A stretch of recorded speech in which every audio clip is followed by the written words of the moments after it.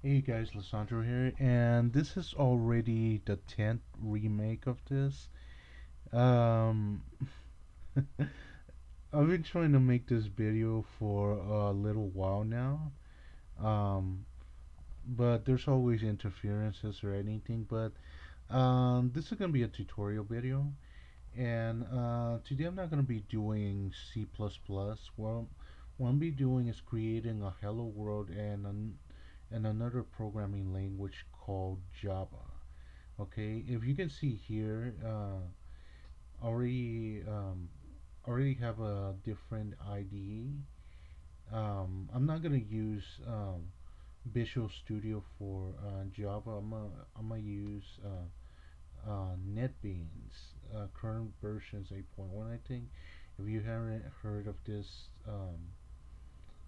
if you haven't heard of this IDE, I'm gonna leave a link in the description down below and everything. Now, the one one thing one thing I'm not gonna say that um, that it would likely be the best choice, but one thing I have found that a lot of the time there are certain IDEs dedicated that work better because in my opinion, they're dedicated to specific languages and all. That's why I pretty much got this IDE. I use mainly Visual Studio for C++, C, C Sharp, um, NetBeans for mainly Java and maybe JavaScript, and I use others for different languages and all. But anyway, let's get started. You go to new projects, and it's basically similar to how um, it's basically similar to how you create a new project in C++. And what I did is went to categories, pick Java, Java applications, next, and this is gonna be a Hello World program. So I'm gonna go ahead and name it. You can name it whatever you want, but I'm gonna name it H World. Okay, H World. Okay, and for demonstration purposes, I'm gonna leave this without creating a class. This is optional if you want everything all set up and everything. Um, your directories where you're gonna save it, if you don't mind saving it in the default folder it comes in, that's fine. But if you want to change it, you click browse and click whatever your folder you like and everything. Okay, so you click finish.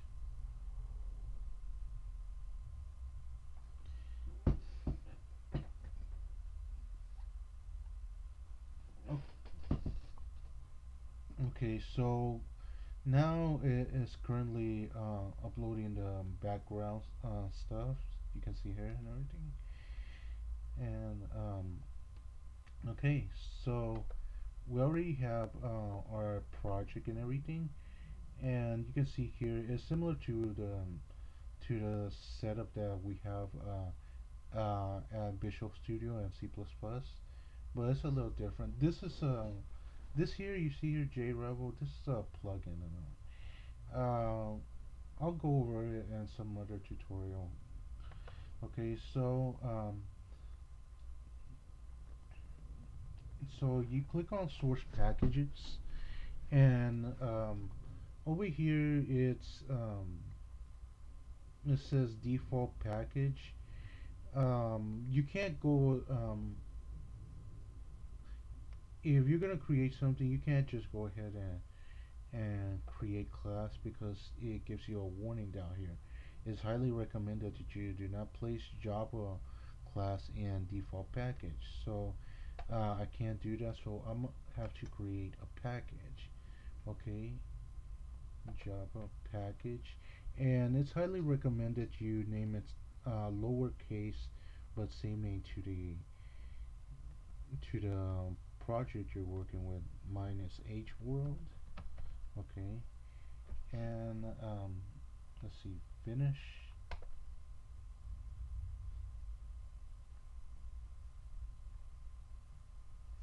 Okay, now you're ready to add a class. So Java class, and your Java class is supposed to be the same as your project.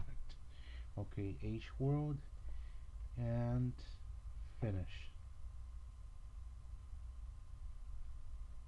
And as you can see here, what this is are these are comments and everything. So go ahead and erase this. It's pretty much details about the program and everything. I'll go over the comments in another Java and as well as in C++ tutorials over what they are and what's the importance of it, and everything. Okay, so once you create the package and everything, one of the most important things you have to do is create a class.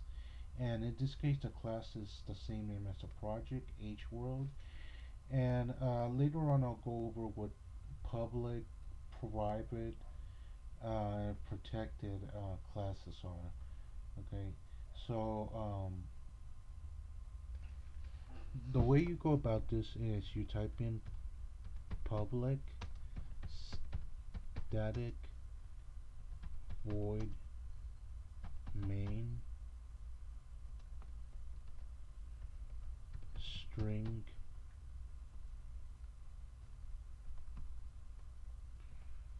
args. Okay, and sort of braces, and you're there ready to go. Okay, of course, where you place your brackets, like whether you choose to place them down here, that's up to you and all. But yeah, this is required. Public static void main. Okay, this is essentially um, very important. Um, it's kind of as important as in C++, where you write include IO stream using namespace std main class and all. It's really important. Okay, so now that we have this, uh, in in here what you write is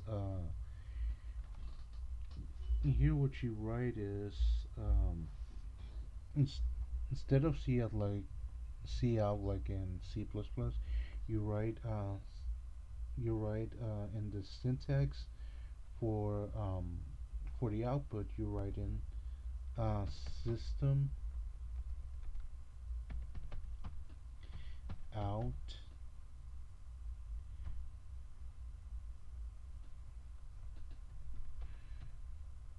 print line. Okay, parentheses. Okay, quotation marks, and you type in hello world. Okay, and you're pretty much done. Okay, now one thing I want to say about Java is just like C++, Java is an object oriented language. And the thing is, there's a variety of things that you have to know in regard to this. Classes classes are essentially a blueprints for the objects you're going to include. Um, and also, you have to understand that objects come with certain properties, certain aspects, different facets, um, different different different states and behaviors. Just like a dog can be different colors, like brown dogs, white dogs, or any other kind of colored dog. There's also behaviors of the dog of a dog or any other animal, like barking, wagging their tail, or anything. It is essentially the same here. What are the states of states and behaviors of each of the objects. Like, for example, what's the size, color, shape, and so on. And which brings me to the other point. Whenever you see something like this, dot, these are methods, and what methods uh, are the states and behaviors of the object. They're the attributes of the object. Okay, and another thing I want you to keep in mind is this: an object is is pretty much the instance of a class. That's what an object is. If an what instances are is it generally describes the behaviors um, gen- generally describes the behaviors of the objects. There's what they call behavior variables. I'm gonna go over this a little bit later on, and all, but this is essentially what it is: your object and then your method. Okay, and that's what this is. I'll go over it and later on tutorials and everything. But anyway, this is all you need to know for now. System out print line, or you could pretty much do um, or you can pretty much just type in this system out print. Okay, and there's a difference between these two. Although they behave in a similar way, they'll behave in a similar way. Is one it'll print out it'll print this out exactly in a line. Once the line is done, they'll skip to the other one. And just so I can, just for demonstration purposes, I'm gonna put another expression here, and just so you can see how this works and everything. Okay, and there's a couple of other things I want you to understand. Um, Java is uh, Java is not white space sensitive. You can leave a large space between the code and it really won't affect the functionality of the software or anything. Okay. Later on, I'll cover over YML files that they're files that are like white space sensitive, which is pretty much what I'm dealing with in my Minecraft server Kyantia, which basically I have to tamper with a lot of YML files. And one little recommendation is this: I recommend y'all play Minecraft. If you're into code and everything, I recommend you play Minecraft because once you get into the logistics of it, once you get into the actual code of it, you start learning a lot of stuff.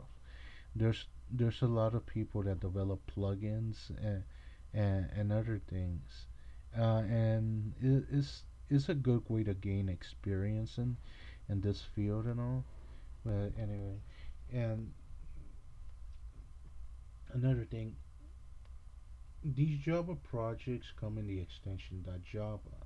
Now there are other ones called JS or JSON files and other files like the one I just mentioned, which are YML files. Okay, so anyway, getting back to the point, what you do here is pretty much you build it, and You pretty much wait for it to build everything. Throat feels dry from too much talking and everything. Anyway, um, as you can see here, it's giving you all the details and everything, and then it says build successful, total time 8 seconds.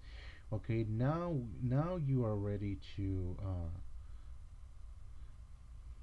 now you're ready to build it and all. Now,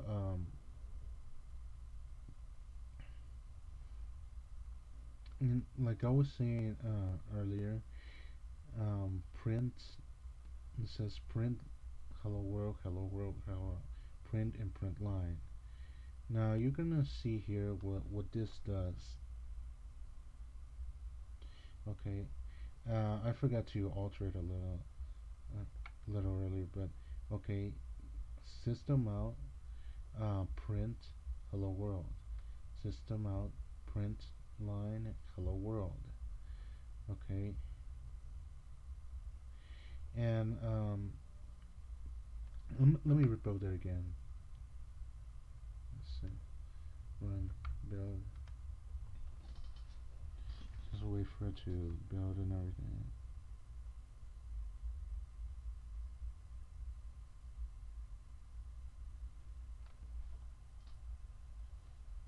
Okay, build successful, total 9 seconds. It took a little bit longer, but that's fine. Okay, now you run the software.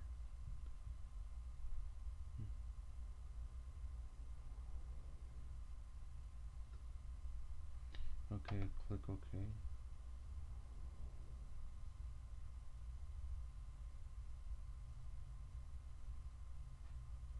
Okay, and if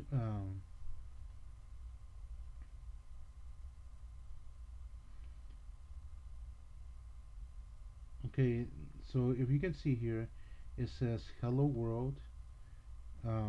This is the print.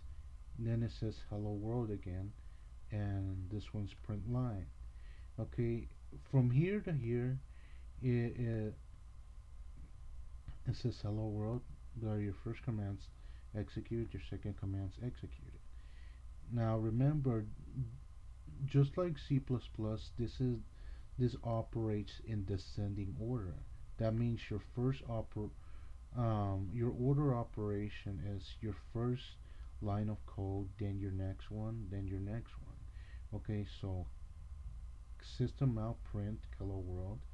There it did it, and then system out print line, and it ran it on the same line, but it takes change once you do something afterwards. This system out print, because this was a print line, the line ended here, and you get a hello world and everything. But anyway, I hope you got the gist of it, this, and the details of everything, over this and everything. And one thing I want to say is that learn learn code, but also learn other other aspects of what you're studying, like the side details of where it came from, the history of it, things like that. Because a lot of the time, what people do is that they only stick to what they're gonna learn and that's it, but they don't bother to learn the side details and everything, and that's really important. But anyway, that'll be for another blog. That conversation will be for another blog and everything. But for now, I'll leave you all with this, and I'll catch you guys next time. And please like and subscribe, and I'll see you later. Bye.